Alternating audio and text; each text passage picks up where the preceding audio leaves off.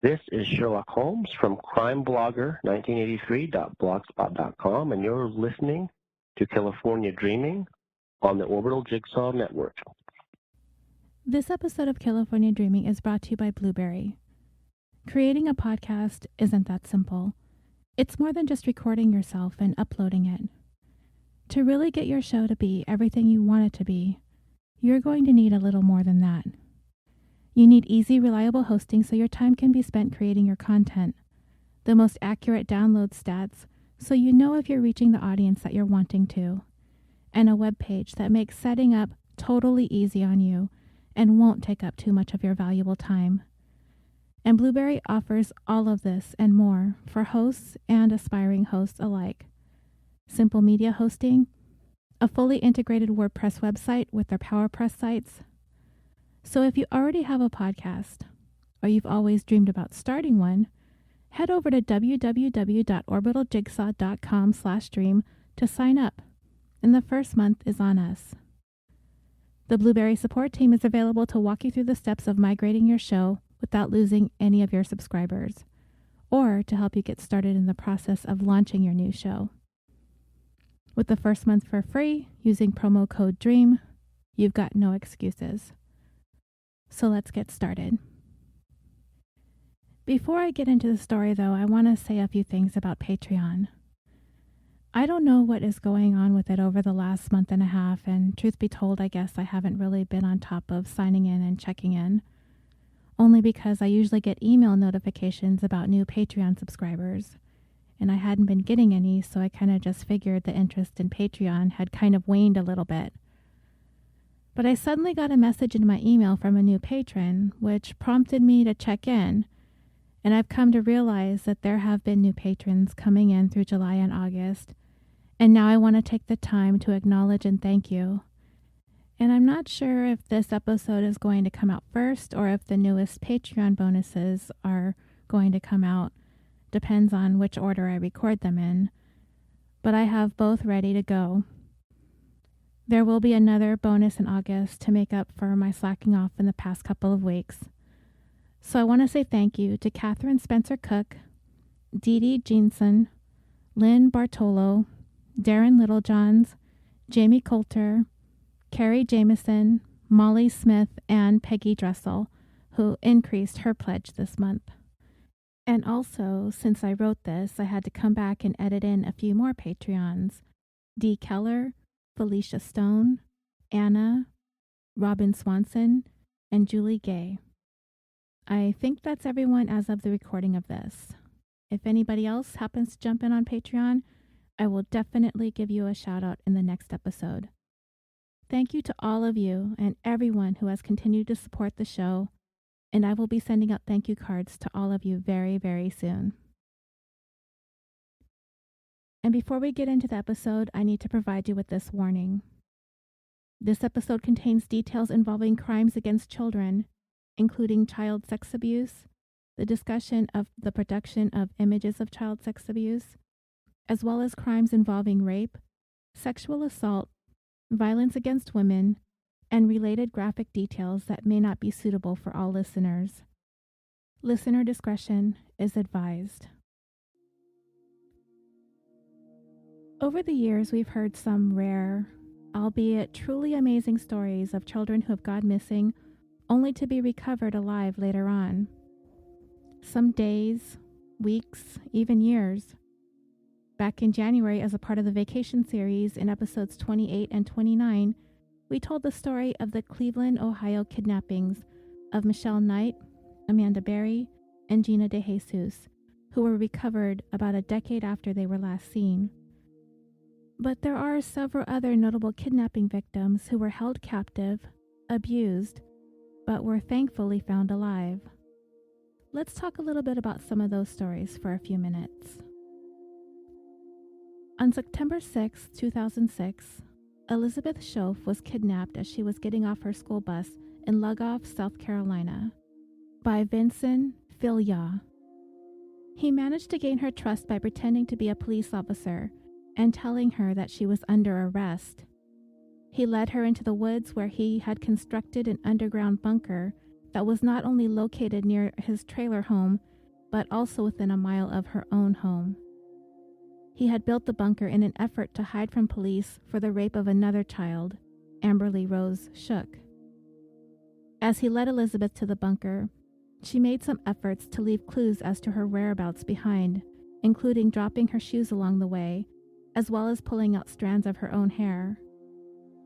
She was held captive and abused in the bunker for 10 days before a former girlfriend of Philia's contacted the county's Department of Social Services and made an anonymous report about his activities, and they in turn contacted the police.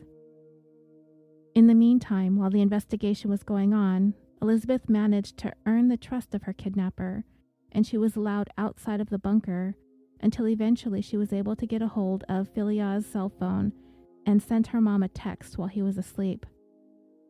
It soon was being reported in the news that police were looking for him, and so he attempted to flee the area. Elizabeth was able to climb out of the bunker where she was eventually found in the woods. Philia would go on to be arrested, tried, and convicted and sentenced to 421 years in prison. On May 16, 2005, the bodies of Brenda Groney and her 13-year-old son Slade and her boyfriend Mark McKenzie were discovered at their home in Coeur d'Alene, Idaho. But her 9-year-old son Dylan and her 8-year-old daughter Shasta were missing. 7 weeks later, an alert witness at a Denny's restaurant saw Shasta and recognized her right away from the missing reports, and she was in the company of a man, but Dylan was not with them. Police were contacted, and the man who was with Shasta was taken into custody. His name? Joseph Duncan. 2 days later, Dylan's remains were discovered at a remote campsite in Montana. Duncan was tried and convicted for the murders of Brenda, Slade, and Mark, and given life sentences, but for Shasta's kidnapping and Dylan's murder, he was tried in federal court and was sentenced to death. He's also been connected to another murder in the state of Washington and also convicted in California of 2 more murders and sentenced to life there as well. On May 28, 1996, 12-year-old Sabine Dardine was kidnapped while riding her bike to school by a man known by the moniker the Monster of Belgium, Marc Dutroux, a child abuser and serial killer. She attempted to fend him off, but he somehow convinced her that he was actually helping her, that the men who wanted to do her harm had not been paid a ransom by her mother and father, and that he was attempting to keep her safe from them. After several weeks of captivity, locked in his basement, and making Sabine empty promises about her fate, she eventually told him that she wanted a friend, so he went and kidnapped 14-year-old Leticia Delhaze. But that would actually be his undoing, as witnesses saw his vehicle in the area where Leticia's kidnapping took place, and at least one witness jotted down his license plate number. This information was traced back to Dutroux, and on August 15, 1996, his 2 victims were rescued.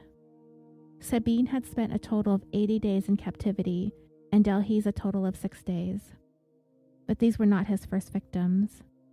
He had in captivity 8-year-old Melissa Russo and Julie Lejeune, who ended up starving to death when Dutroux was in prison on a car theft charge. He was also in captivity when 17-year-old Anne Marshall and 19-year-old F.G. Lambrex, both of whom he had buried alive on his property. He also admitted to having drugged and buried his accomplice, Bernard Weinstein, bringing his total number of murder victims to 5. Dutroux would go on to be sentenced to life in prison, and his wife, who was also his accomplice and allowed for those 2 8-year-olds to starve while her husband was in prison, was also sentenced to 30 years, but she was released after 16. On June 5, 2002, Elizabeth Smart was abducted from her bedroom in her family home in Salt Lake City, Utah, by knife point in front of her sister Mary. Her abductors were Brian David Mitchell and Wanda Barzee. Elizabeth was taken into the woods and held captive by chains and married in some kind of religious ceremony to Mitchell. She was subsequently raped repeatedly, made to consume alcohol and view pornographic materials. After 9 months in captivity on March 12, 2003, Mitchell was recognized from a composite drawing made with the help of Elizabeth's sister who witnessed the kidnapping that was broadcasted on America's Most Wanted, and authorities were contacted. Mitchell and Barzy were both arrested and eventually brought to trial for kidnapping and sexual assault. He was found guilty and sentenced to 2 life terms. In 2010, Barzy cut a plea deal for her role in the kidnapping and was sentenced to 15 years in federal prison. On October 6, 2002, 11-year-old Sean Hornbeck was kidnapped while he was riding his bike near his home in Richwoods, Missouri, by Michael J. Devlin. The first month of his captivity was spent tied to a bed with duct tape over his mouth, Devlin threatening to kill him if he attempted to escape. And for years to come, Sean would be tortured and abused and forced to call himself Sean Devlin. After more than 4 years of this, Devlin decided to kidnap another boy, 13-year-old Ben Owenby. But this time, a neighbor recognized Devlin's vehicle. Ben was rescued 4 days after his abduction, but authorities were shocked to find Sean Hornbeck inside Devlin's apartment as well. He would go on to be convicted of kidnapping, child sexual abuse, and the production of images of child abuse, and was sentenced to 1,850 years in prison. On March 2, 1998, 10-year-old Natasha Kampusch was kidnapped and held captive in a hidden cellar in the home of Wolfgang Pricklopil. Natasha was on her way to school that morning when she was grabbed and pulled into a white van, and for more than 8 years, not a trace of her was found. Pricklopil kept her inside a small 5-foot square soundproof basement space with no windows. Its door was made of concrete and reinforced steel and hidden very well.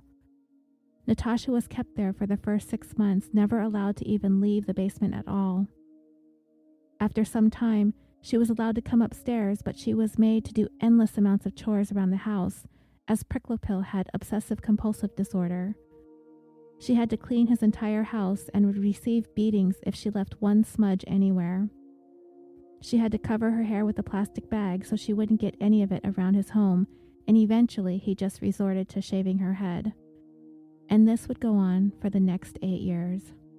She was beaten and starved. And then on August 23, 2006, Pricklopil had Natasha vacuum his car. And it was then she saw him take a phone call and she made a run for it. She had not a clue where she was, but she ran until she found a house, frantically banging on the door, screaming her name. She was 18 years old by then, only weighing 100 pounds. The same day Natasha escaped, Pricklopil committed suicide by jumping in front of a train. Natasha went on to write a book about her ordeal in 2010 entitled 3,096 Days. But it wasn't until 2013 that she revealed that she was repeatedly raped by Pricklopil as well. On November 13, 1990, 9-year-old Fusako Sano was kidnapped by 28-year-old Nobayuki Sato, a man who struggled with mental health issues and shared an apartment with his mother. He held Fusako captive in an upstairs floor of his apartment, apparently unbeknownst to his mother. His apartment was actually searched during the initial investigation into Fusako's disappearance, but she was not discovered inside his home, which incidentally was only 200 yards away from a police station. In the beginning, she was kept tied up and regularly beaten, and her life threatened if she attempted an escape. Although the doors were never locked, she did not attempt to leave, at first out of fear, but afterwards due to not having the energy or the wherewithal to do so. So fast forward to January of 2000, Sato's mother, by then 72 years old, began becoming concerned about her son's behavior. He seemed to be acting strange, as well as outwardly aggressive. She actually tried to call the public health center 4 years earlier for similar reasons, but no action was taken. She ended up calling again on January 12, 2000, and again on the 19th asking for a visit to her home. Officials finally came in the home on Friday, January 28, 2000, and while they were there, Sato began acting strangely, so police were summoned to the location as well. And it was when they showed up that Fusako approached the officers and identified herself as the missing child. It had been 9 years and 2 months. Sato would end up being sentenced to 14 years in prison for the crime. The next lengthiest time in captivity would be Michelle Knight, Amanda Berry, and Gina De Jesus of episodes 28 and 29 of California Dreaming. Their ordeal lasted for more than 10 years for Michelle, just under 10 years for Amanda Berry, and about 9 years for Gina. And finally, the victim held captive to eventually go on to be rescued for the most amount of time in captivity would be J.C. Ducard, and many of you are familiar with her story. It's been told on many shows and podcasts. On June 10, 1991, 11-year-old J.C. was kidnapped while she was on her way home from school in the South Lake Tahoe area of California. The kidnapping was even witnessed by J.C.'s stepdad, who even attempted to chase the kidnappers on his bike, but to no avail. J.C. was subdued by Philip Garrido, using a stun gun to render her unconscious. He, along with his wife, Nancy Garrido, brought her back to their home, where J.C. was locked into a soundproof storage unit in his backyard that he kept bolted shut. A week later, Garrido began raping J.C., and this continued for years and years to come. He would eventually move her into a larger storage unit and kept her handcuffed to the bed.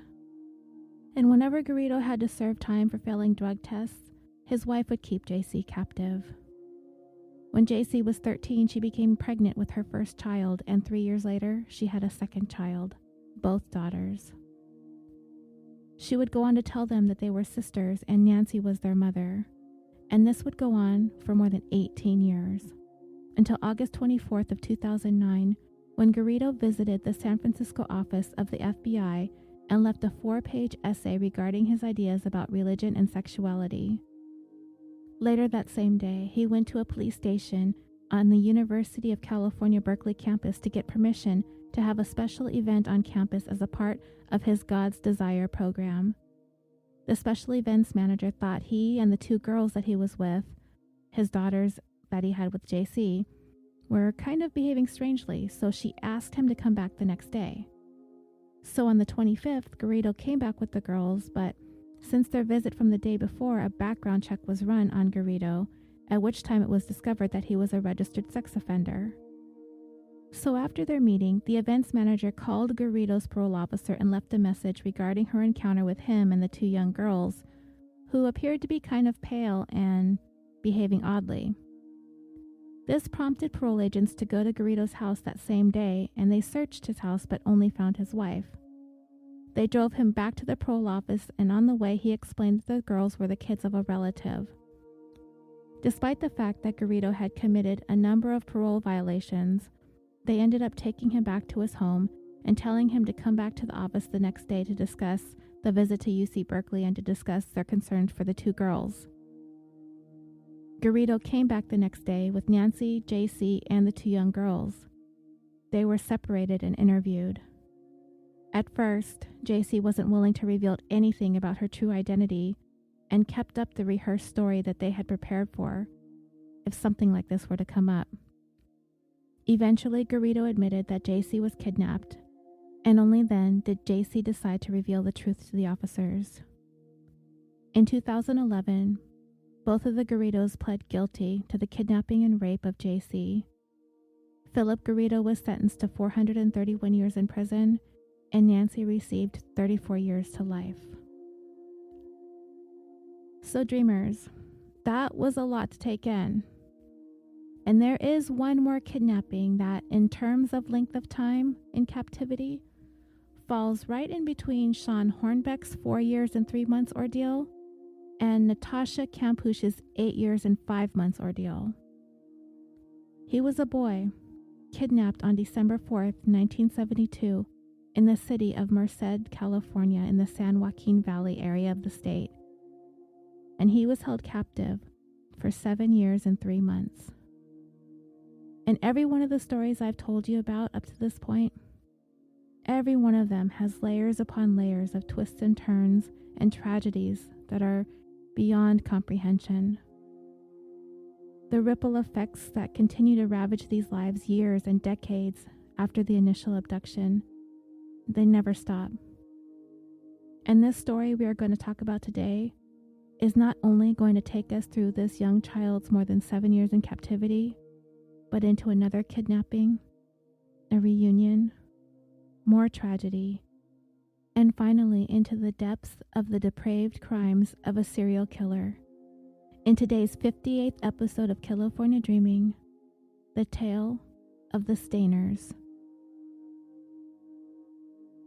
Steven Gregory Stayner was born April 18, 1965 in Merced, California, to parents Delbert and Kay Stayner. He was the middle child, the third of 5, with one older brother named Cary and 3 sisters. And then, on December 4, 1972, Steven was standing on a street corner in his hometown, making his way home from school when he was approached by a man named Irvin Murphy. Somewhat of a not-so-bright individual, I guess you could say. Murphy could be described as simple, who was employed at nearby Yosemite National Park. He told Steven that he was a representative from the local church and he was handing out religious materials and was looking to collect monetary donations for his church. He asked Steven if he thought that perhaps his mother or father would be interested in making a donation for his cause. Steven, only 7 years old at the time, was a relatively trusting and outgoing boy. He felt as though his mom would want to help. She was generous, as well as religious. She had been a part of the Church of Latter-day Saints, but ended up converting to Catholicism a few years back. So Steven agreed to bring the man working for the church to meet his mom. He was certain that she would want to help. And just as they were about to head towards Steven's home, a vehicle approached them and invited Murphy and Steven to get in, which they did. The car was being driven by a man named Kenneth Eugene Parnell, and he was a co-worker of Murphy's at Yosemite National Park. Let's stop for a moment and talk a little bit about Parnell. He was born in Amarillo, Texas on September 26, 1931, during a period of time in the area known as the Dust Bowl era that coincided with the Great Depression, to parents Cecil Frederick and Mary Olive Parnell. He would later go on to move with his mother and 2 half-sisters and 1 half-brother to the town of Bakersfield, California. His father had all but abandoned the family by the time Parnell was 6. His mother left to raise them, all on their own. Parnell spent much of his young life in and out of juvenile detention centers and mental institutions. In March of 1951, the then 19-year-old Parnell was arrested for sodomizing a boy, as well as impersonating a police officer, for which he was sentenced to 4 years in prison. While Parnell was a patient at Norwalk State Hospital, which today is called Metropolitan State Hospital and is only about 4 miles away from where I'm sitting right now, he managed to cut a lock from a window and escaped. He would eventually be captured in Albuquerque, New Mexico. Nearly half a century later, Parnell gave an interview explaining the reason he committed that crime in 1951 was because his wife was pregnant and he needed an outlet. He claims to have been married 3 times, but records only indicate 2 marriages. In that same interview, he did deny ever being a victim of sexual abuse himself, but an author who wrote a book about his story indicated that Parnell was abused around the age of 13 by someone renting a room in his mother's home in Bakersfield. And then, some 10 years or so after Parnell's child sex abuse conviction, he went on to jail again in the state of Utah on an armed robbery charge. So this is the man who drove up and offered a ride to his co-worker, turned accomplice, Irvin Murphy, and their unwitting victim, Steven. Parnell manipulated Murphy. Remember, I told you the man was known to be somewhat simple-minded. He convinced him to portray himself as a would-be church minister, telling him that he really wanted to find a young boy to raise for himself as his own son with a devoutly religious upbringing. And apparently Murphy was somehow okay with the idea and went along with Parnell to lure Steven. And it didn't take Steven very long to become very confused about what they were doing. They did not seem to be heading towards his house to see his mom as they had planned. Instead, he was driven to Parnell's house, which was a cabin in Cathy's Valley. Ironically, it would later be revealed that Steven's grandfather's home was only a few hundred feet away from Parnell's cabin. When they got to the cabin, Parnell wove a fictitious story for the boy. He told Steven that his mother and father had too many children and that they were unable to afford to keep them all, so they had gone to court and a judge granted him custody of him because he was the one his parents no longer wanted. And that was basically all it took to convince Steven that this was his new home and his new family. And the next day, in the early morning hours, Parnell began what would become the long-term and sustained sexual abuse of Steven. And it didn't take long for the sexual abuse to escalate to rape and sodomy. And this would go on for years. And as the years passed, Steven was eventually assigned a new name and identity. His name would be Dennis Parnell. He was allowed to keep his middle name and his birth date the same. Parnell enrolled Steven in public school, but made sure to move frequently, sometimes as far as 200 miles or 322 kilometers away from where all this had started. Steven was told to refer to Parnell as Dad, and to Murphy, who always just seemed to be around, as Uncle Murphy. Parnell allowed Steven to begin drinking alcohol at a pretty young age, and soon he was able to come and go freely from the home. Parnell himself kind of went from one menial place of employment to the next, and when he was at work, even when times that he traveled, Steven was left to his own devices, with ample time and opportunity to escape, but he never made the attempt. Steven would later say that he really didn't know where to go or how to get help. One of the bright spots in the years Steven was being held captive by Parnell was a dog that he gave to Steven as a gift, a Manchester Terrier that Steven named Queenie. The dog had actually been given to Parnell as a gift from his mom, who, incidentally, was unaware of Steven's presence in her son's home at the time. There were times when Parnell encouraged Steven to help him carry out other abductions of young boys.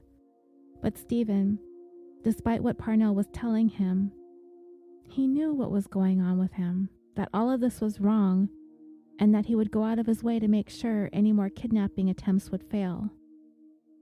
He was young, but he knew that this just wasn't right. And he had this innate desire to protect any other young children from becoming victims of Parnell's.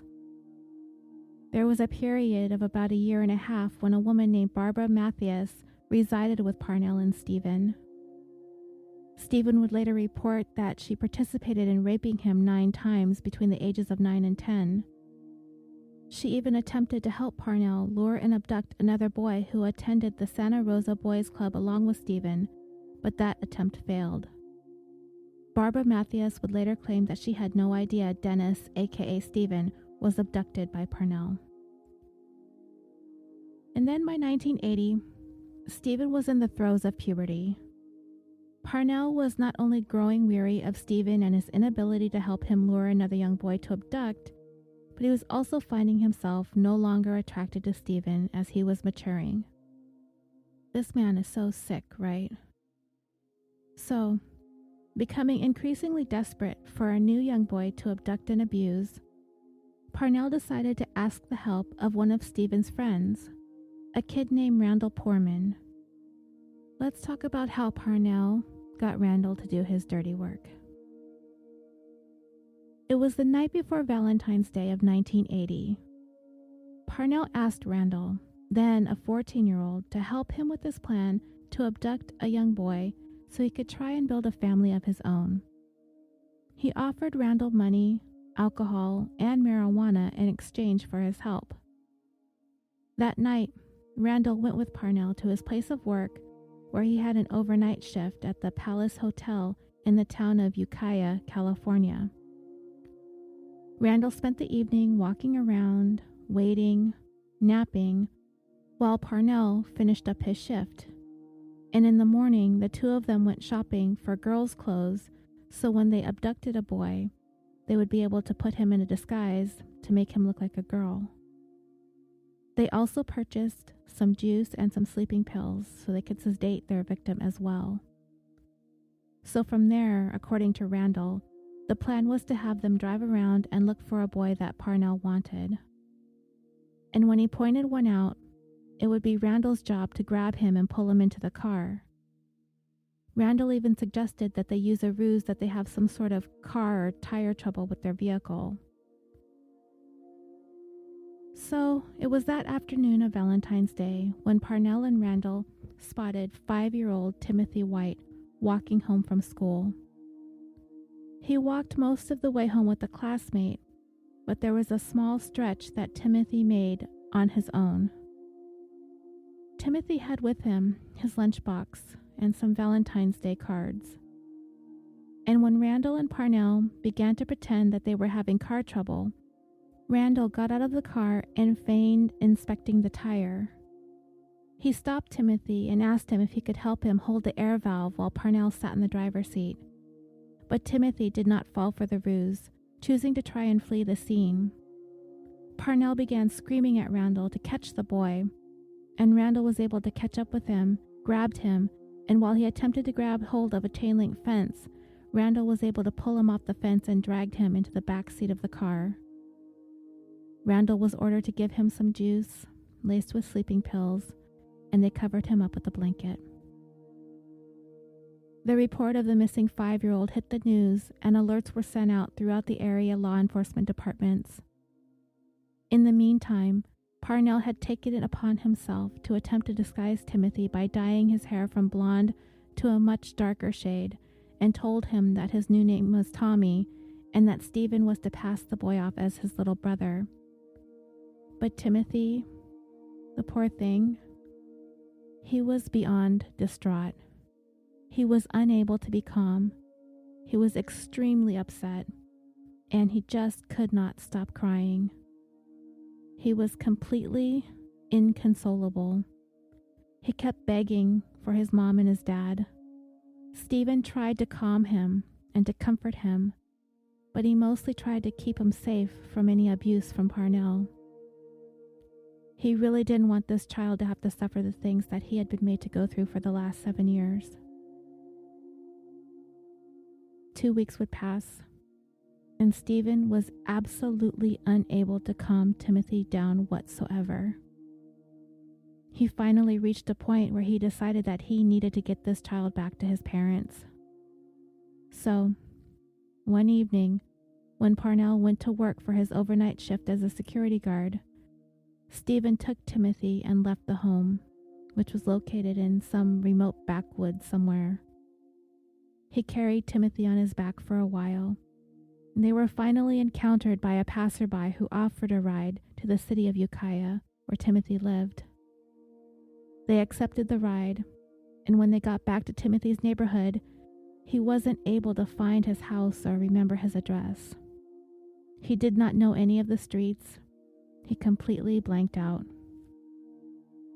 So the boys were taken to a nearby police station where Steven tried to encourage Timothy to go inside on his own, hoping the police would immediately recognize him and return him to his family.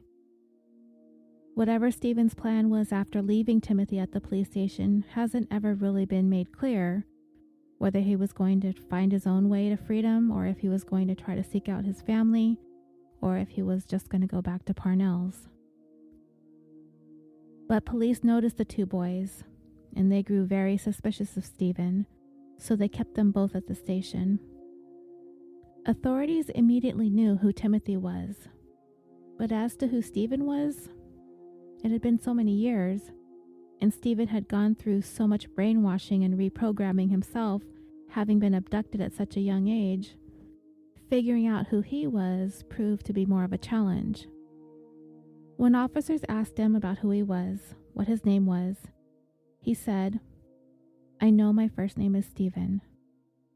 And he said that he knew his birthday was in April, and he thought that his family name was something like Stayner, or something that sounded like that. It quickly became apparent that those officers were speaking to another abducted child. They began combing through missing child reports from the past several years, and they were finally able to pinpoint Dennis Parnell as Steven Stayner, missing since December 4th, 1972. This was March 2nd, 1980, nearly 7 years and 3 months. By the time the sun rose the day those boys walked into that police station, Kenneth Parnell was placed under arrest for the abduction of both boys. And later on that same day, both Steven and Timothy were reunited with their families. Steven came home to a hero's welcome for helping to keep Timothy safe and getting him home to his family. Steven's family, for their part, had never given up hope that they would one day be reunited with him. And his older brother, his only brother, Cary, he was on his way home from a camping trip with some friends in Yosemite when he heard the news on the radio that his brother had been found. He rushed home in time to welcome Steven back as well. And when Steven first came back, he did not make any mention of the sexual abuse and violence that he had endured over the years at the hands of Parnell. But due to the fact that Parnell had that child sex abuse conviction on his record, the nature of what went on with Steven over the course of 7 years was revealed.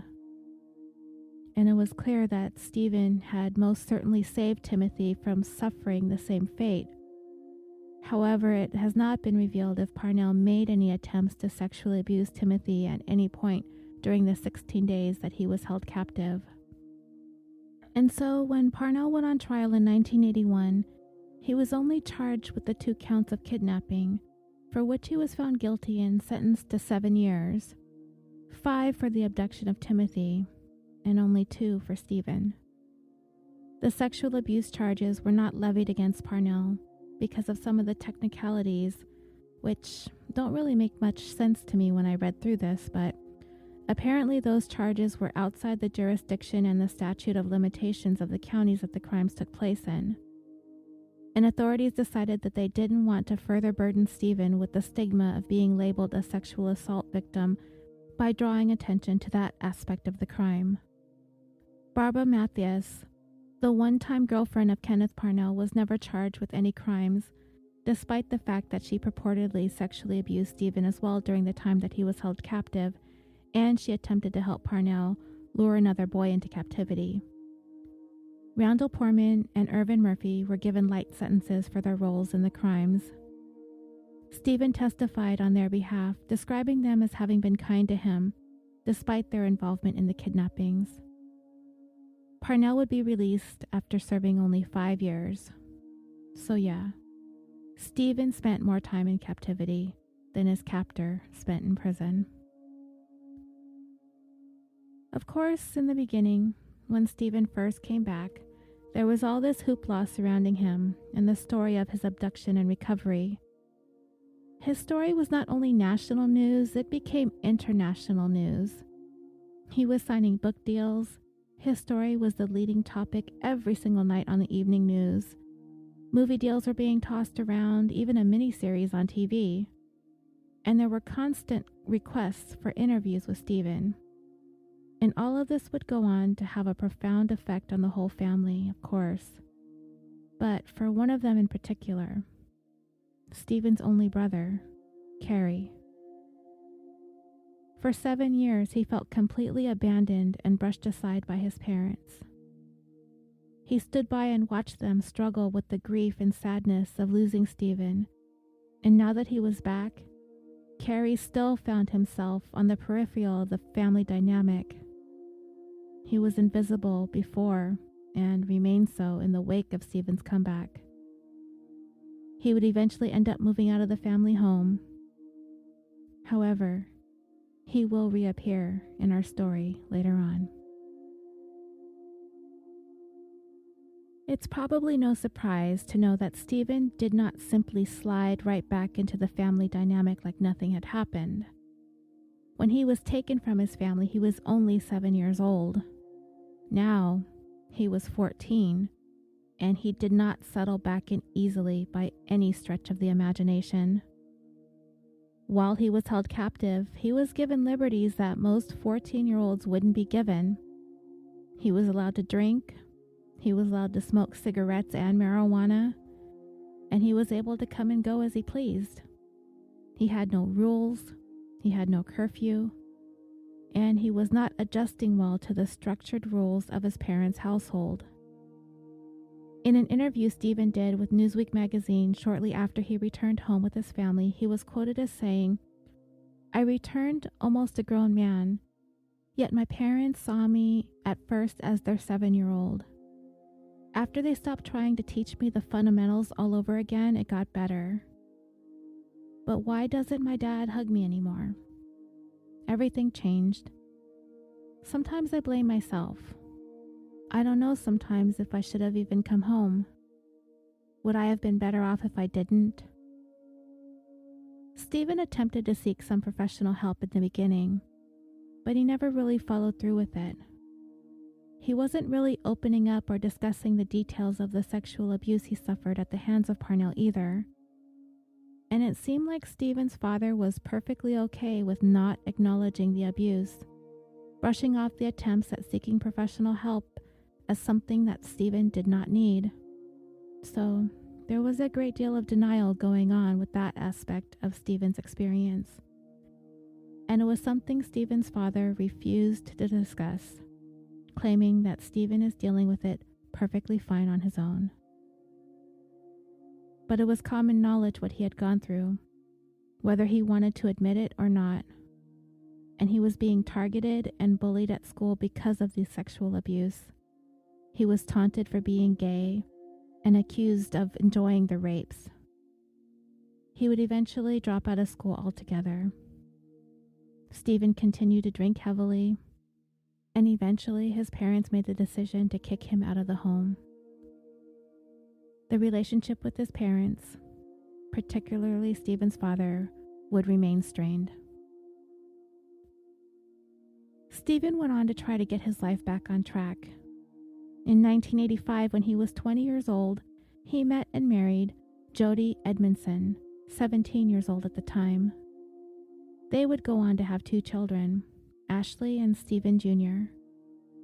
According to his wife, starting a family of his own had helped him in a lot of ways in finding some kind of solace from everything that had happened to him. But he continued to carry the burden of feeling like it was all his fault that he was abducted, even though he had really been considered a hero for saving Timothy from the same fate, which I see as a true example of nobody, not even a monster like Kenneth Parnell, can break a person's spirit completely. After all those years, he still had it in him to do the right thing, and it wasn't even for himself. It was for another little boy who he knew would be made to endure the same abuse and torture that he had experienced. And he just wasn't going to let that happen. And when Steven was finally able to settle down with his wife and kids, he continued to be open to interviews and reporters about his story. He gave his time to child abduction groups. He would speak to children about his experiences and the dangers that lurk. He would also go on to seek spiritual guidance by joining the Church of Latter-day Saints. He continued living in Merced and managed to find work at a local Pizza Hut. He just wanted to continue adjusting to a normal life. In May of 1989, a made-for-TV movie about Steven's abduction and recovery called I Know My First Name is Steven came out. For the movie, Steven was paid $30,000, of which he gave $10,000 to his parents. Yet, this windfall for Steven would bring about another twist in this already twisted story. Steven took the money that he received for the movie and purchased a motorcycle for himself. And 4 months later, on September 17, 1989, Steven was riding his motorcycle home from work. It was raining that afternoon, and a car coming from a migrant labor camp along the highway pulled right in front of Steven's bike. I'm assuming the driver just didn't see Steven coming or wasn't paying attention, or he saw him too late. Whatever the case, Steven crashed into the driver's side of the car, causing head injuries that were fatal. He died less than an hour later after arriving at Merced Community Medical Center. He was only 24 years old. At the time of the accident, Steven did not have a motorcycle license, nor was he wearing a helmet. I can't remember when helmet laws went into effect in California, but I'm thinking this was still a time when motorcyclists weren't yet required to wear a helmet. And the person who collided with Steven left the scene, but ended up turning himself into police just prior to Steven's funeral services. Witnesses had identified the driver as Antonio Lorea, a 28-year-old, a man who worked at the nearby tomato packing plant. When the accident occurred, Steven's parents were away on a camping trip. Friends of the family were able to track them down and get word to them about Steven's death. Coming home and talking to reporters, friends of the family described Steven's mother, Kay, as being completely devastated, feeling like Steven's life has always just been on loan to them. She is said to have been the rock of the family during the 7 years that Steven was missing, but this was too much for her to bear. Steven's father, Dell, would now be the one to carry the burden of trying to stay strong for the family this time. For him, as he would put it, it's final this time. Funeral services for Steven were held 3 days later, and the then 14-year-old Timothy White served as one of the pallbearers. And still, yet another sad footnote to this part of the story. Steven died exactly 1 day before the Emmy Awards, and I Know My First Name is Steven was nominated for 4 of them. Presenters were ready to pay their heartfelt tributes and respects to Steven on the show, but the opportunity never came as the film did not win an Emmy that night. The co-writer of the film, J.P. Miller, told People magazine, "He was kind of a reckless kid after he came back. He wrecked a couple of cars. I talked to him about being careful. He could end up killing himself. And Steven's response to him was, 'What's dying?' So much has happened to him already. What was dying compared to?" But along with the 4 Emmy nods, the film was also nominated for a Golden Globe for Best Motion Picture Made for TV, but it did not win that either. The Casting Society of America for the Best Casting for a TV Miniseries, which the film won, the Parents' Choice Foundation Award, which it also won, and it was the winner of 1 out of 2 nominations for the Young Artist Awards. So what about Parnell? Did you all think that this guy was done after his relative's slap on the wrist he'd received for holding Steven captive for more than 7 years? Because, oh no, he was not finished. Not by a long shot. After he served his time for kidnapping Steven and Timothy, he was released in 1985.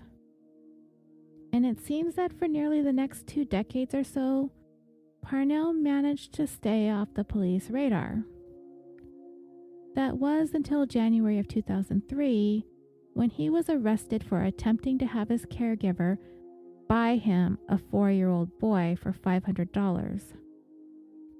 The man was 71 years old by then. He was in terrible health.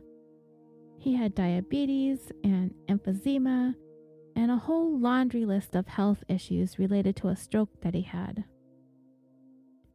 He was in such bad shape that he required around-the-clock nursing care in this messy little apartment that he had in Berkeley, California. The nurse, Diane Stevens, was well aware of Parnell's proclivity for young boys. And, bless her heart, she went right to the police to report what he was attempting to do. He attempted to explain to Diane that he was just wanting a family, But the fact that he stipulated that the child had to have a clean rectum led Diane to be certain that the child was going to be sexually abused. Police asked her if she would agree to participate in a sting operation where they could record the audio of the transaction. She agreed, so with her help, Parnell was set up to purchase a child, $100 for the birth certificate and $400 for the kid, which he had on him the day the sale was supposed to have taken place. He was arrested on January 3rd, 2003, just as he was getting ready to hand over the remaining $400. He continued to insist to authorities that he just wanted a family.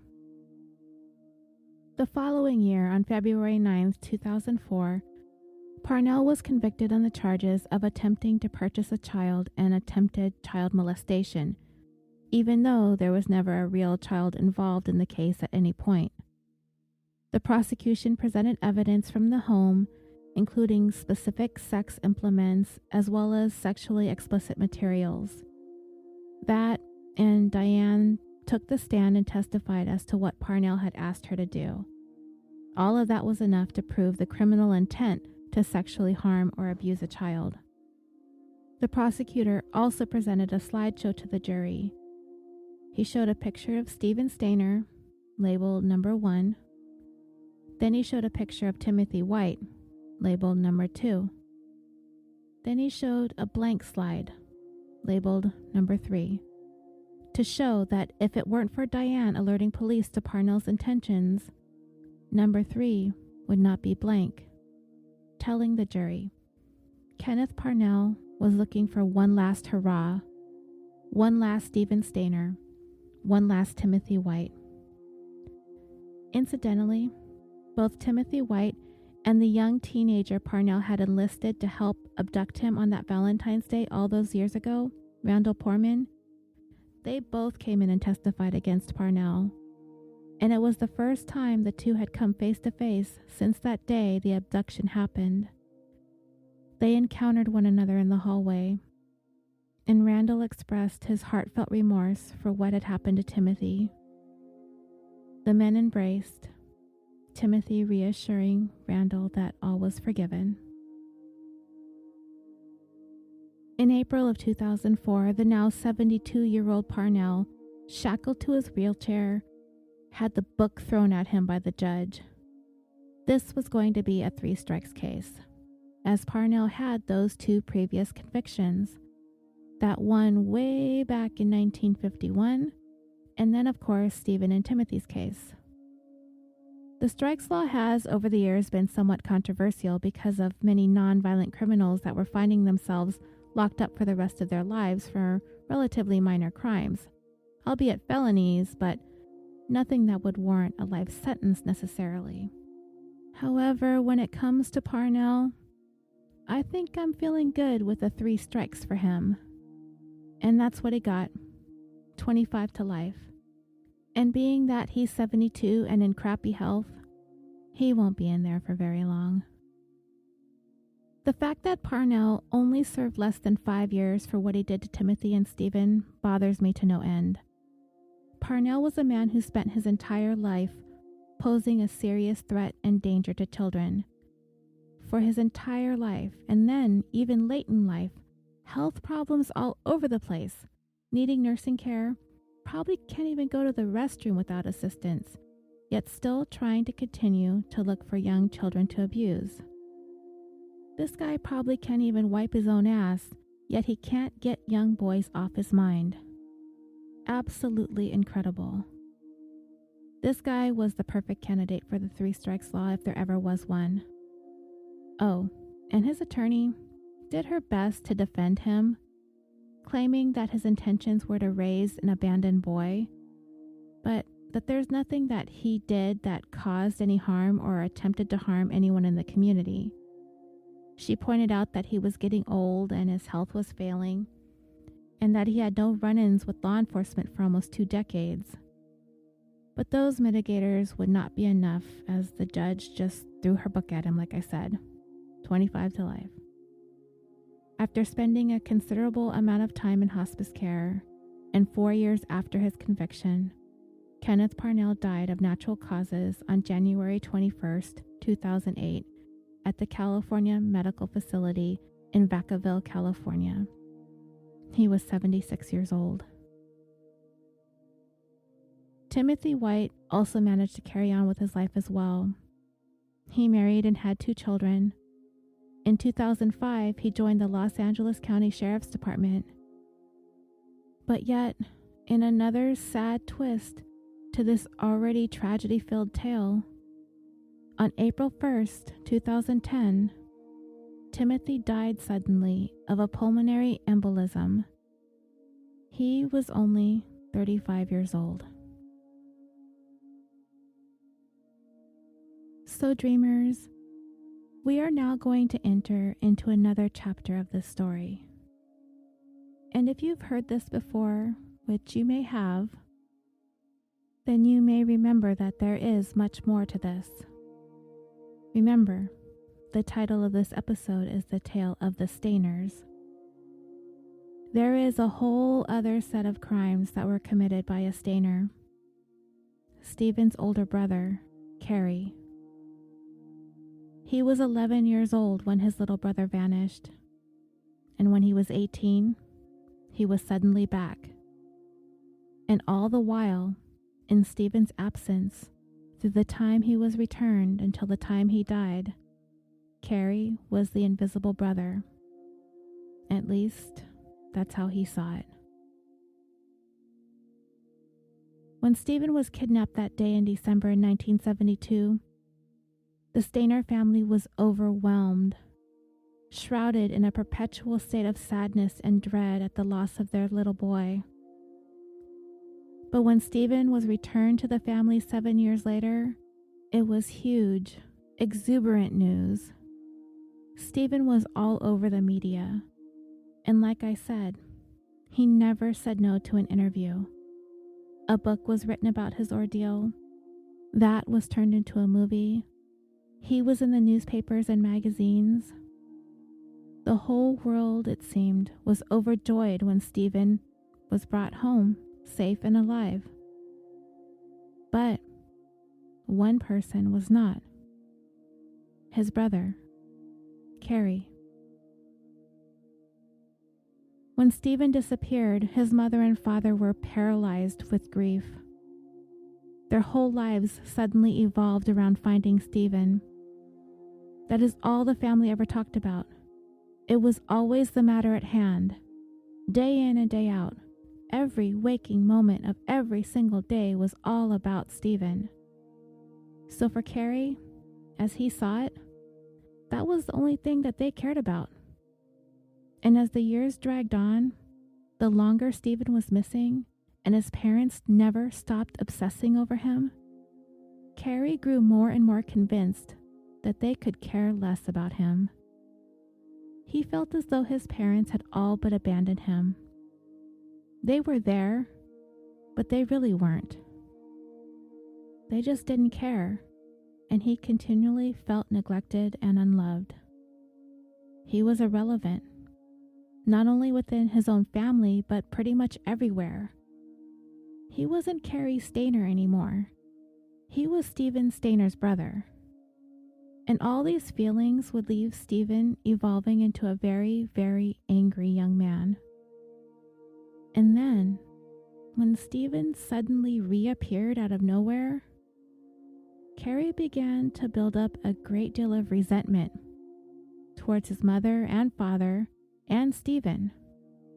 Cary felt like all of this attention was going to Steven's head, and the brothers never really were able to get along after his return. Cary was jealous. Steven was getting all of this attention. People were sending him gifts and clothes, and the media was wanting to interview him. He was on TV and in the news. There was a new article every day, a new magazine every week, a book, a movie. And Cary, he was invisible. As time went on following Steven's return, Cary slowly grew more isolated from his family and from people in general. He preferred to be alone in the woods or hiking in the mountains of Northern California, He really had no desire to do more than work menial jobs that were really going to get him nowhere. But that was enough for a man who really had no other aspirations. He shared a house with his uncle and had a relatively uneventful existence. As far as any criminal history, there really wasn't much to note. He was arrested back in March of 1997 for some sort of narcotics-related infraction, but he was ultimately never charged and released a few days later. And it stayed unremarkable until 1990, when Cary's uncle, Cary Stayner, the one he lived with, was shot and killed in his home with his own shotgun. Police questioned Cary about the killing, but by all appearances it looked like Cary happened in on a burglary gone wrong, and Cary was never considered a suspect or even a person of interest in the case. And Cary's killing would go on to remain unsolved. So by 1997, Cary had found work as a handyman at the Cedar Lodge Motel in El Portal, right off Highway 140 at the Ark Rock entrance to Yosemite National Park. He was described by people who worked with him as a pretty normal, regular guy. He loved nature, and he loved being in the park and in the woods. That was a big part of his childhood. The Stayner family camped in the area often. At his previous place of employment, it seemed that Cary had some kind of mental breakdown and briefly sought some professional help to contend with it, but he never really returned to that job, and he went on to take the job at Cedar Lodge, which is something more suited for him.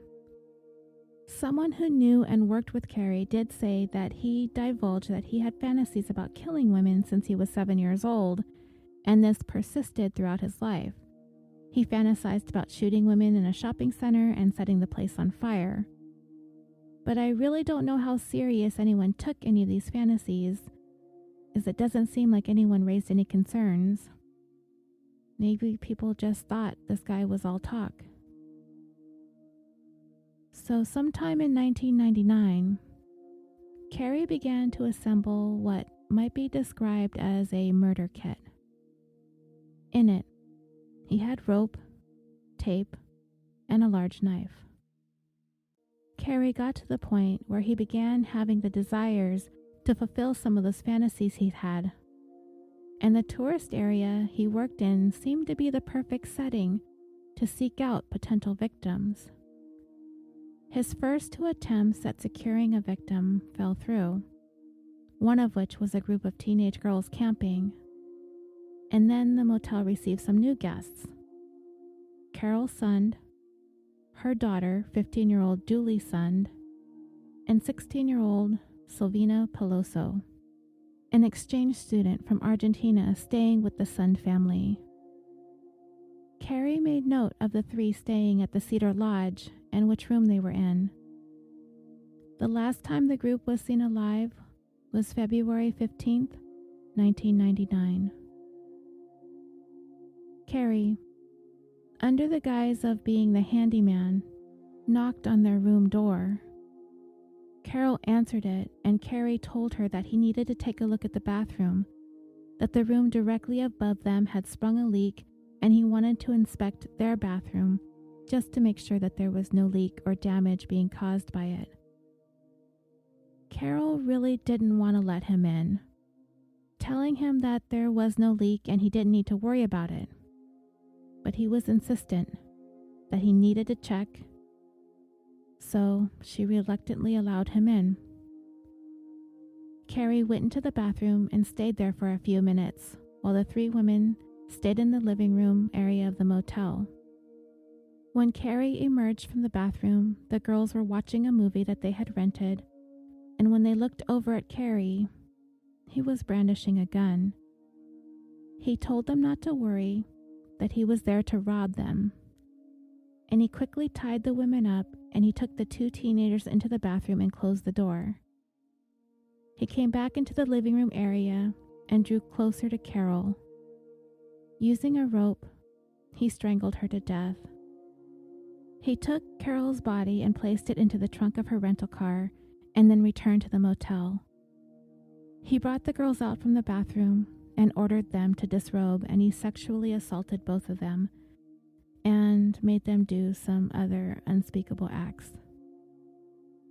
During this ordeal, Sylvania was crying and screaming so loudly he was afraid it was going to draw attention to what he was doing. So he brought her back into the bathroom and forced her to kneel over the bathtub and proceeded to strangle her to death as well. And then he took Julie into the next room and let her use the restroom, and for the next several hours he continued his assault on her. Afterwards, Cary began the cleanup process. He loaded Sylvania's body into the trunk along with Carol's, and he cleaned up both motel rooms, and then he placed Julie, still alive at this point, in the front seat of her mother's rental car and drove off. Cary would later say that Julie was not aware that her mother and Sylvania were dead, nor did she know that they were in the trunk. And he drove for a while. He even took the tape off of Julie's mouth so he could have small talk with her. Cary pulled off the highway a short distance away from the Don Pedro Reservoir, located in the foothills of the Sierra Nevada mountains. Wrapped in a pink blanket, he brought Julie over to a lookout point with a view of the reservoir, where he continued his assault on her. As he would later describe it, he carried her like a groom would carry a bride through a threshold. That right there is an indicator of just how sick this man was in his mind. He described carrying this girl that he had just spent the entire night raping and terrorizing as like carrying a bride through a threshold. It just makes me sick. And when he was finished, he slit her throat, nearly decapitating her. He looked away and waited a few minutes to make sure that she was dead, and then he proceeded to hide her body in some nearby bushes. He got back into the rental car and started driving back towards the highway, and he eventually pulled off and abandoned the vehicle. He continued walking along the highway until he made his way to Sierra Village, where he found a phone and called for a taxi. He was picked up by a cab driver named Jenny Paul. In her statements later on, she said that Cary seemed a bit disheveled but relatively friendly and easygoing. She thought it was kind of interesting that he needed to take a cab for such a long distance, 90 miles or 145 kilometers back to Yosemite Lodge, which cost him $125. She also noted that he talked about Bigfoot. He asked her if she believed in Bigfoot, and she said that she did not. And he told her, kind of warned her in a way that she should because he's real. Several people have said that of Cary, that he had this weird fascination with Bigfoot. So when Carol, Julie, and Sylvania failed to show up at the airport where her husband, Jans, was scheduled to pick them up, he became immediately concerned. They were supposed to travel to the Grand Canyon together, so he thought that maybe he got their plans mixed up, and he decided to make his way to the Grand Canyon thinking he miscommunicated with Carol. But they never arrived there either. He soon learned from the Cedar Lodge that their stuff was gone from their room, but they never actually came and checked out. Jans alerted authorities and the search began. And it went on for weeks. It wouldn't be until March of 1999 that a hiker came across the burned out remains of a vehicle and alerted authorities. It seemed at some point Cary had returned to the vehicle and set it on fire. He had also planted Carol's wallet someplace in the middle of the street in the town of Modesto in an attempt to throw investigators off the trail. When investigators finally got a chance to examine the car, it was then that they discovered the decomposed bodies of Carol and Sylvania. They were identified by dental records. And then about a week later, Authorities received an anonymous letter that had a map with the location of Julie's remains marked on it, and it also said, "We had fun with this one." Authorities followed the map and were able to find Julie, just in the place it was indicated. And this triple murder began to grow cold. Police were not getting any leads. The employees at the Cedar Lodge were all interviewed, including Cary Stayner, as well as other people who stayed at the motel at the time of the murders. But nothing came of that either. Even Cary wasn't thought of as a suspect because he seemed so friendly, easy to talk to.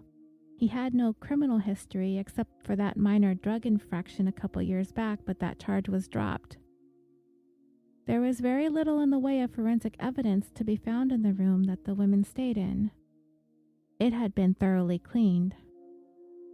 Cary was even the one who gave detectives a tour of the area surrounding the lodge in case there was a chance of uncovering any kind of evidence. With no place else to look, they began talking to local ne'er-do-wells and small-time criminals, but nothing seemed to be found. Eventually, the FBI announced that they had a couple of men in custody.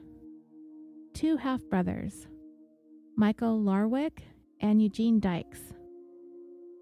These two were known criminals in the area, both of them with a bevy of convictions for a variety of crimes.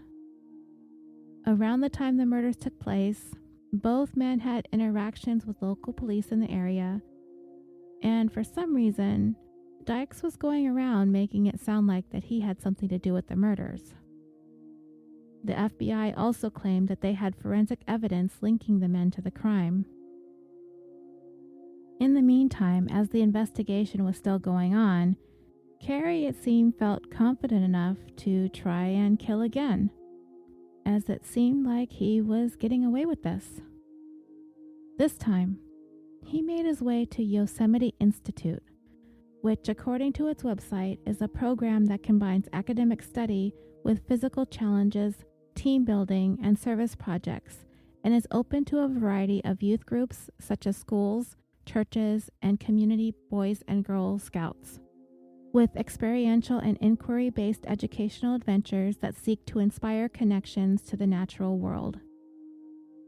He kind of trolled around the area for a bit when he came across a cabin where Yosemite Park employee Joy Armstrong lived with her boyfriend Mike, who was a park ranger. They resided there together with another roommate. And it just so happened that this particular weekend would be the first time she would be staying in the cabin alone because her boyfriend and the roommate were going out of town.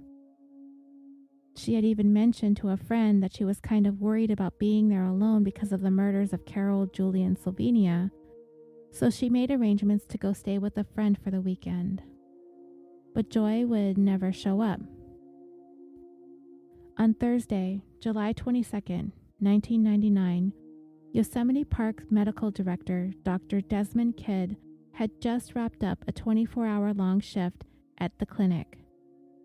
At this time of year, right smack in the middle of summer, he was kept pretty busy. He got back to his cabin, and no sooner was he about to get some rest that he got a page. He was requested to help in a search for a missing person. It is not unusual for him to be called to assist in a search. He'd participated in a number of rescues, lost hikers, stuff like that. But this search was going to be different. He was very well aware of the murders of Carol, Julie, and Sylvania months earlier. And now he's receiving this news of another missing young woman, a naturalist named Joy Armstrong, and he knew who she was. Her friends had reported her missing when she failed to show up. The search started from the cabin that she had been living in the past year with her boyfriend and roommate. It had been sealed off with crime scene tape, and her pickup truck was still in the driveway.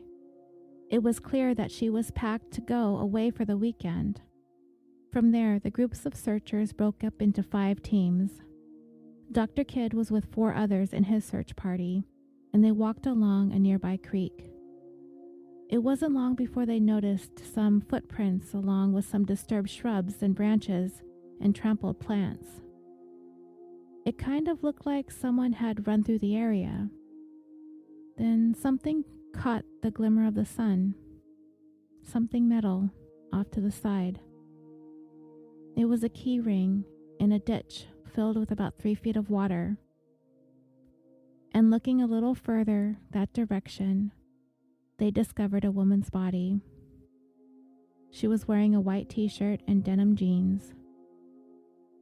Dr. Kidd went in for a closer look, and he soon realized that this was indeed a dead body, and it had been decapitated. This brought all the fears back to authorities and park officials. That there was this killer preying on young women in their national park. The search for Carol, Julie, and Sylvania was one of the largest searches the area had ever seen. For weeks, hundreds of officers, agents, and rangers searched Yosemite. They used dogs, they searched from the air, and the media swarmed to the area as well. The murders of the 3 tourists was very disconcerting for a couple of reasons. Crimes like this evoke people's worst fears. This means that the boogeyman is lurking someplace in the darkness of the forest, comes out of hiding to kill, only to go back into hiding somewhere unseen, leaving no trace behind.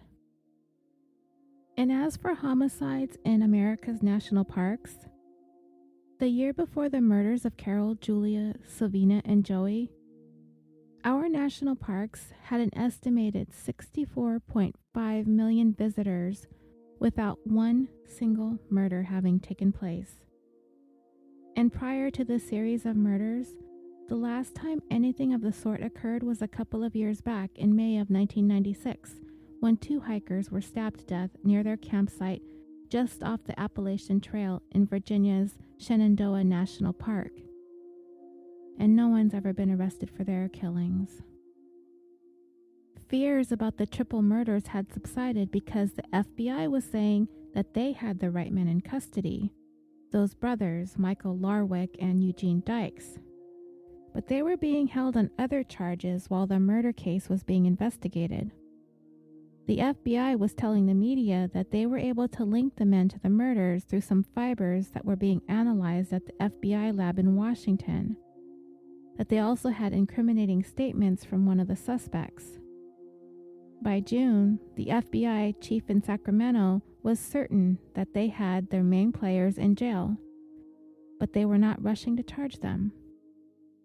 But the fear came rushing back in the wake of Joy's murder. The 2 suspects were still in jail. It wasn't long that people were beginning to connect Joy's murder to Carol, Julie, and Sylvinia's, despite the fact that there were some differences in the crime. Joy's murder seemed to have been conducted with more ferocity. It seemed rushed and sloppy. The previous murders appeared to be more meticulous and well-planned. People were beginning to lose faith in what the FBI was saying about their investigation. If they've got the suspects in custody, then what? Either this is another sadistic killer, or you've got the wrong guys. Fortunately, investigators got a pretty good lead in Joy's case. A co-worker of hers did notice the day that she was thought to have been murdered a blue and white 1979 International Scout, which is a sort of a 2-door SUV pickup truck kind of a vehicle that was parked near her home. So police issued a bulletin about the vehicle. On July 22nd, a couple of park rangers saw a blue and white International Scout parked on the shoulder of the road near the Merced River Canyon. One of the rangers, along with a detective, went down towards the riverbank and encountered Cary sunbathing, naked, and smoking weed. He identified himself and told them that he was an employee at Cedar Lodge. They did confiscate his marijuana, but they did not question him any further at the time. What they did do was send their forensics team to take some tire impressions of his vehicle and compare them to the ones found near Joy's home. And they matched. A couple of days later, Cary was arrested while he was eating lunch. He was booked on charges of suspicion of the murder of Joy. And it didn't take much. Cary confessed to her murder. But there was more. He also confessed to the murders of Carol, Julie, and Sylvania. He told them about his fantasies about hurting women from the time that he was a child, and he just had this compulsion he could no longer control. So how was it for 5 months that this guy was right there in plain sight? Right in front of investigators and the FBI. He had been interviewed twice. He'd even given agents a tour of the Cedar Lodge grounds, and they quickly dismissed him as a suspect. To them, he just seemed like an ordinary guy. And not only that, he was 38 years old and had no real criminal history to speak of. And they knew about his background, how his family had been victimized all those years ago by Kenneth Parnell.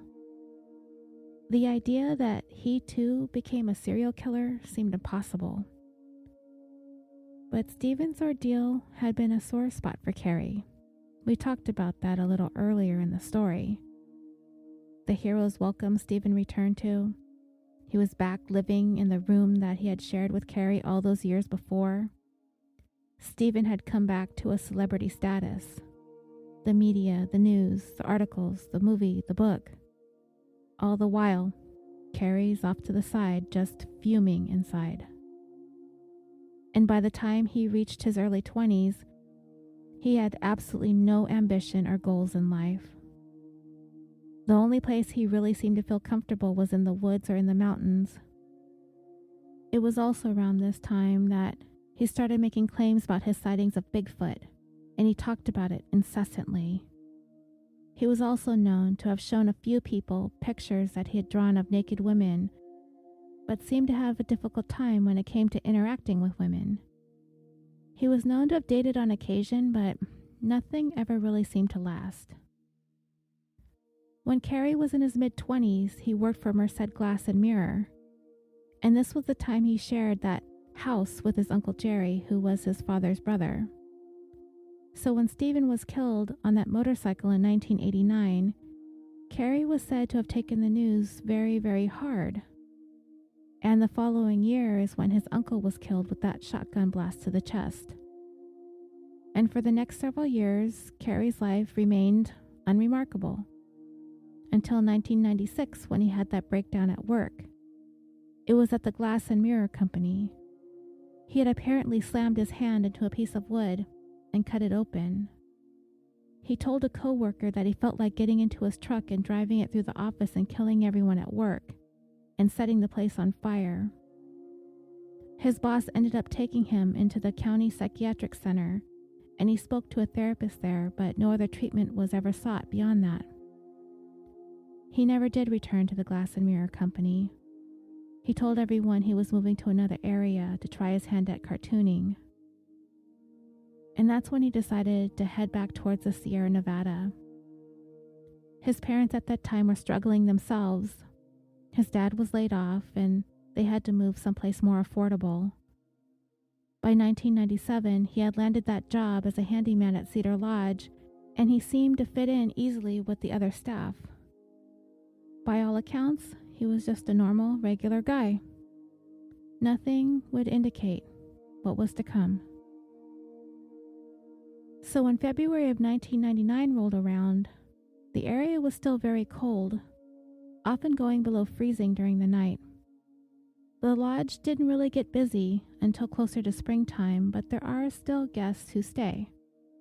Much of the staff is off until spring, But Cary was still there in his rented room at the lodge, though he wasn't actually working.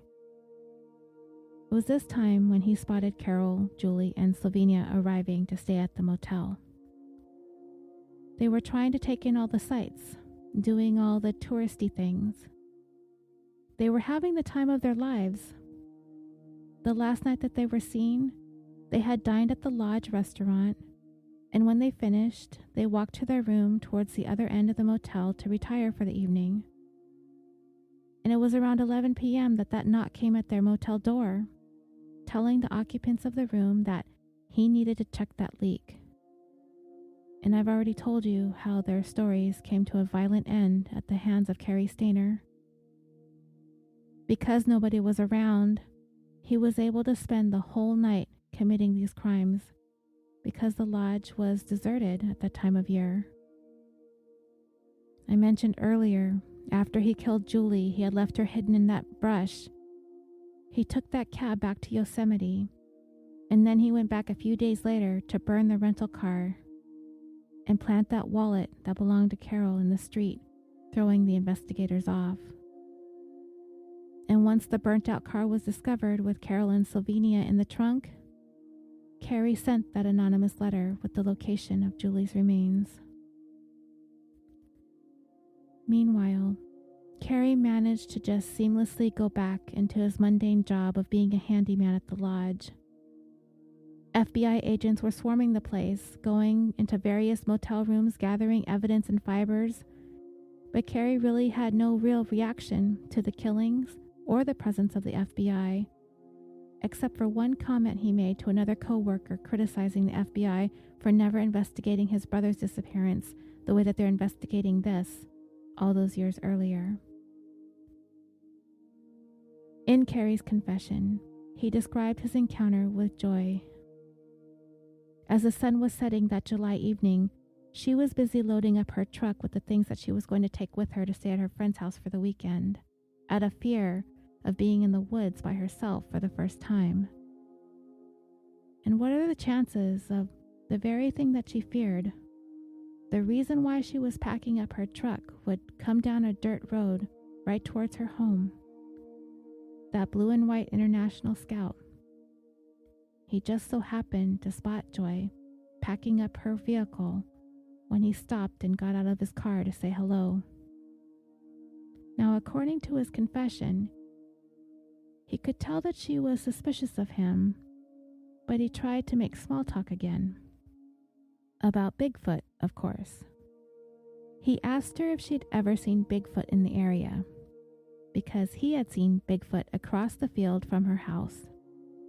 He was quickly able to ascertain that she was the only person at home at the time, so he pulled out his gun and forced her back into the cabin. He bound her hands with duct tape and put tape over her mouth, and then he took her back outside and forced her into his truck and headed back up the dirt road.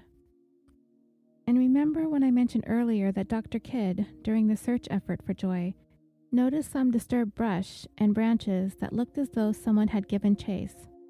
Well, he was right. That was Joy.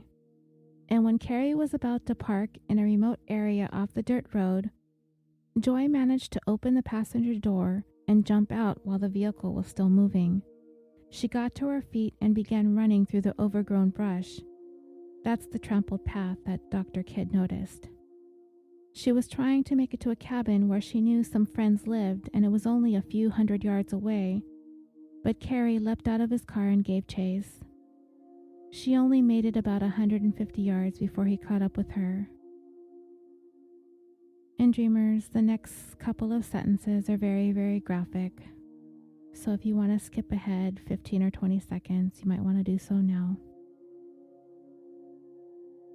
He grabbed Joy, and he drew his knife across her throat, and continued to do so until he decapitated her.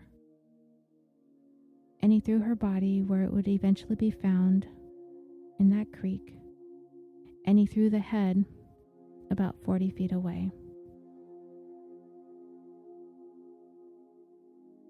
On August 6th, 1999, Cary Stayner was made to face federal murder charges in the killing of Joy Armstrong. And in the courtroom gallery, his mother and father, Del and Cary Stayner, there to face this new, unimaginable tragedy with their only other son. Kay quietly sobbed as she leaned on her husband seated next to her, and Cary did anything that he could to avoid looking at them. While he was awaiting trial, he was being housed at the Fresno County Jail. He was looking at the possibility of being sentenced to death for his crimes.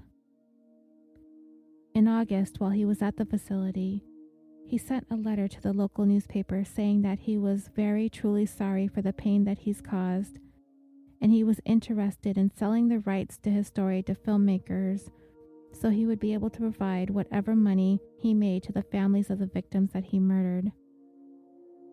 He was also known to have told another local TV reporter that he was looking for a bidding war for the rights to the movie of his life, and it would go to the highest bidder, indicating that there was nothing else that he had to offer.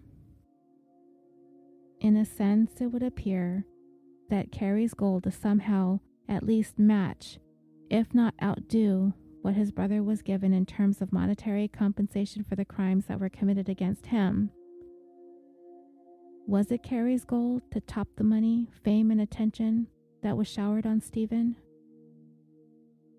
It kind of sounds like it, but it's hard to fathom.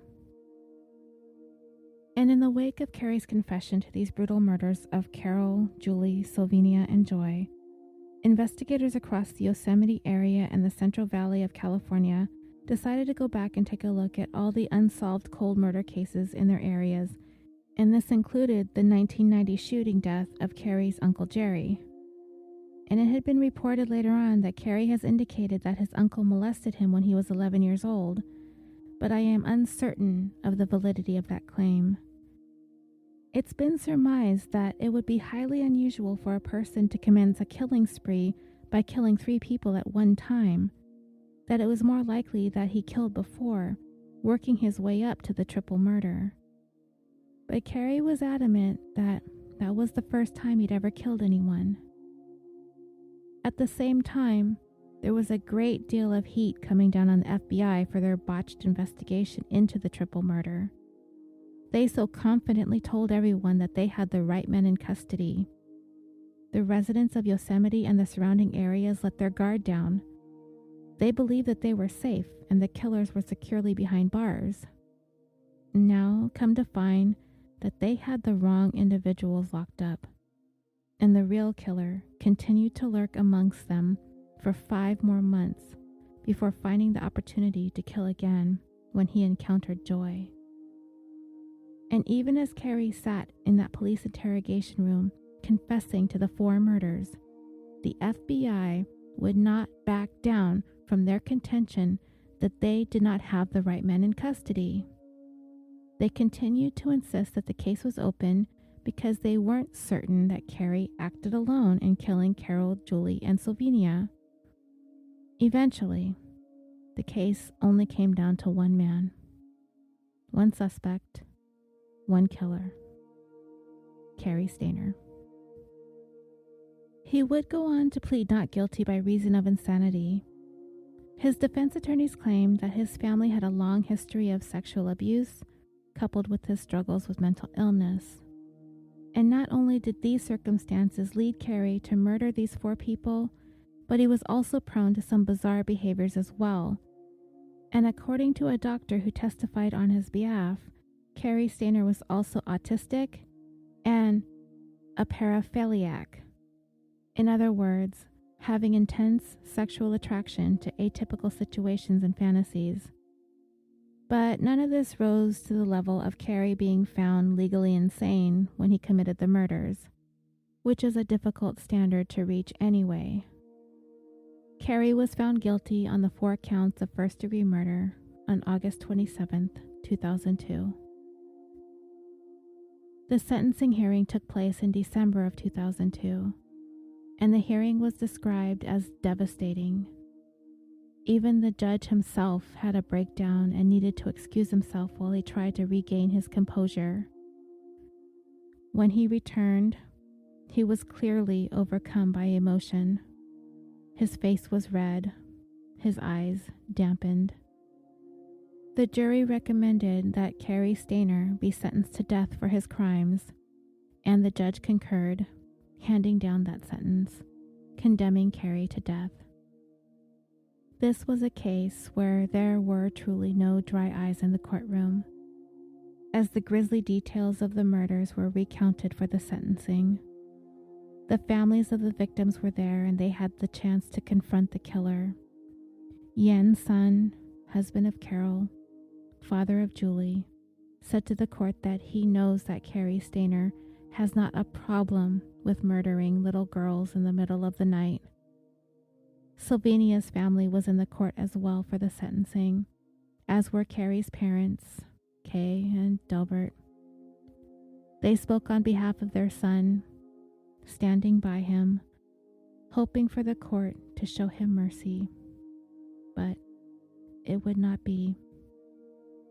And the Sun family made it clear that they feel very, very sorry for all of the pain and suffering that the Stayners have had to endure throughout their lives, beginning with Steven being lost and found and lost again, and now this. Today, Cary Stayner continues to sit on California's death row. On August 13th of this year, he turns 57 years old. And I probably don't have to tell you that he will likely die on death row before he's ever put to death by lethal injection. In 2010, a life-size statue of Steven Stayner holding 5-year-old Timothy White's hand, who was looking up at him, was unveiled in Applegate Park in Merced, California, as a reminder of the power of survival and the incredible act of heroism in the face of the worst possible circumstances a child could face.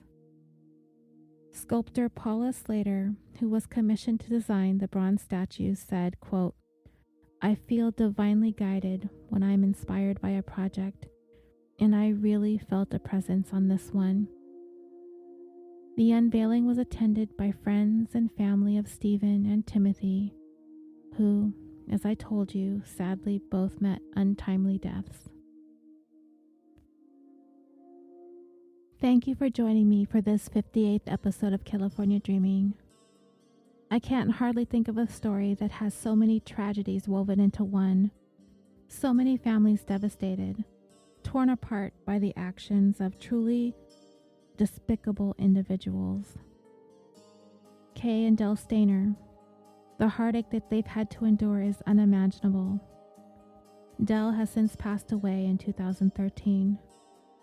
Steven's widow, his children having lost their father when they were not even old enough to have little, if any, memory of their father at all. Timothy's family, his parents having lost and found him only to lose him 3 decades later. His widow, his 2 children. The Sund family, the loss of Carol and Julie. The Peloso family, having sent their teenage daughter for the opportunity of a lifetime to study abroad in America, only to have this happen. The family of Joy, a young woman with nothing more than a love of nature, who fell into being at the wrong place at the wrong time, who valiantly fought for her life, only to have her body mutilated and discarded by a serial killer. And knowing that she was preparing to leave for the weekend just for that reason, there are no words to describe how devastating that feels. Please join me on the discussion page on Facebook, where we will post comments and questions about this case and other cases that we cover. You can also follow the show on Twitter at CaliforniaPod and on Instagram at California Dreaming Pod. California Dreaming, as you know, has created a Patreon, and just this last week, I have put up 2 new episodes for the month. For as little as $1, you can gain access to the bonus content and help support the continued production of this show. California Dreaming is proudly brought to you by the Orbital Jigsaw Network.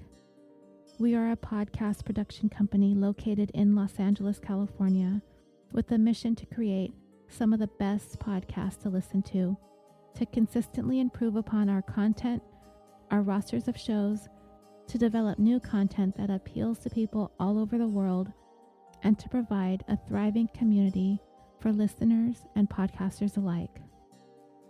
I, for one, am so proud to be a part of an eclectic group of shows and hosts, including The Concession Stand, Busted Wide Open, Super Nerds UK, 41 Owned, Historium, Vox Arcana, and The Podience. So please take the time to visit us at www.orbitaljigsaw.com. There you will also find links to all of our shows, our merchandise store, our blog, or if you just want to email us and let us know what you think, you can do that there too. That's www.orbitaljigsaw.com. Thank you once again for joining me for this episode of California Dreaming. Until next time, sweet dreams.